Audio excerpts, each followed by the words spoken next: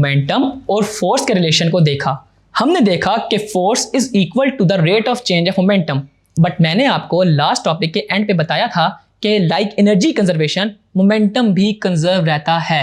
आई mean two interacting bodies का momentum constant होता है। व्हाट? आपके माइंड में भी यही क्वेश्चन आया होगा, बट वेट, कुछ कंडीशंस हैं। आइए इन कंडीशंस को स्टडी करते हैं जो हम law of conservation of momentum को स्टडी करते हुए देखेंगे। कंडीशन ये है कि जिस सिस्टम में हम स्टडी ऑफ मोमेंटम कर रहे हैं वो सिस्टम आइसोलेटेड होना चाहिए, यानी कि जो सिस्टम अंडर कंसिडरेशन हो इसमें कोई एक्सटर्नल इंटरफियरेंस ना हो, यानी कि नेट फोर्स जीरो हो। तो इस तरह के सिस्टम का मोमेंटम हमेशा कंजर्व रहेगा। आइए इसको आपकी बुक की एग्जांपल से देखते हैं। Consider two balls of mass m1 and m2 जो initially velocity u1 and u2 से एक डायरेक्शन में मूव कर रही हैं, जिसमें m1 की वेलोसिटी u1 है एंड m2 की u2, और अज्यूम करें कि इसमें u1 लार्जर देन u2, तो इस हिसाब से m1 का मोमेंटम m1 u1 और m2 का m2 u2, टोटल मोमेंटम हमारे पास इनके सम के इक्वल होगा।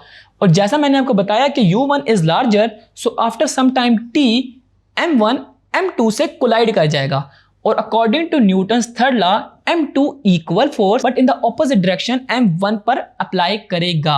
आफ्टर कोलिजन इनकी वेलोसिटी v1 और v2 हो जाएगी। m1 का मोमेंटम m1 v1 और m2 का मोमेंटम m2 v2 हो जाएगा, और टोटल मोमेंटम आफ्टर कोलिजन हमारे पास m1 v1 plus m2 v2 होगा। And according to the law of conservation of momentum हमारे पास total linear momentum before collision equal होना चाहिए total linear momentum after collision से, और यही इसकी फाइनल फॉर्म है। इस लॉ की बहुत सारी एप्लीकेशंस हैं। ये लॉ रॉकेट के लॉन्चिंग के टाइम भी अप्लाई हो रहा होता है। For example hot gases expel हो रही होती हैं डाउनवर्ड साइड से with a very high speed, और रॉकेट इक्वल और ऑपोजिट मोमेंटम को गेन करता हुआ ऊपर की तरफ लॉन्च हो जाता है। और सिमिलरली यही मैकेनिज्म जब गन से फायर किया जाता है तो इसकी रिकॉइल की वजह भी बनता है। आपके चैप्टर की एंड की एक्सरसाइज में क्वेश्चन है जो कि बड़ा इंपॉर्टेंट है कि when a gun is fired it requires Why?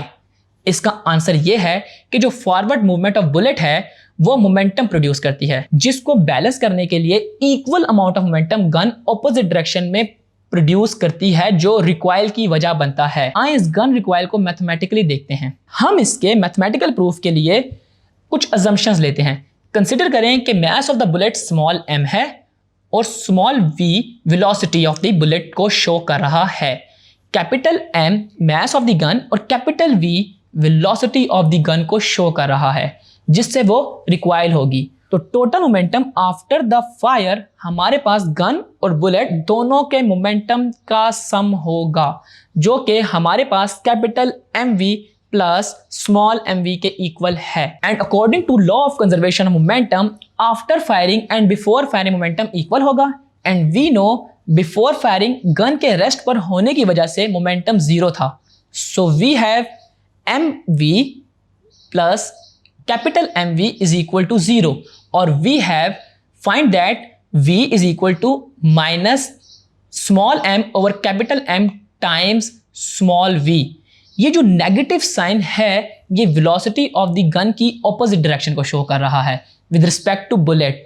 और हम इसमें यह भी देख सकते हैं कि mass of the gun bullet से ज्यादा था, तब ही गन की रिकॉइल वेलोसिटी बुलेट से काफी कम आई है। तो ये क्वेश्चन आपने अच्छे से प्रिपेयर करना है, और यही हमारा law of conservation of momentum भी खत्म होता है।